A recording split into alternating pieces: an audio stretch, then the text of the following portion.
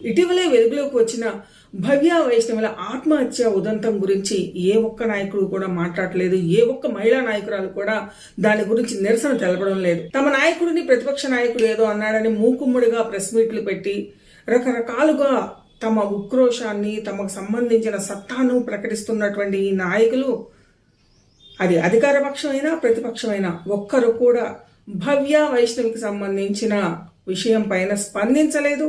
దానికి సంబంధించిన ఖండన కానివ్వండి, దానికి సంబంధించిన విచారణకు కానివ్వండి ఆదేశించలేదు.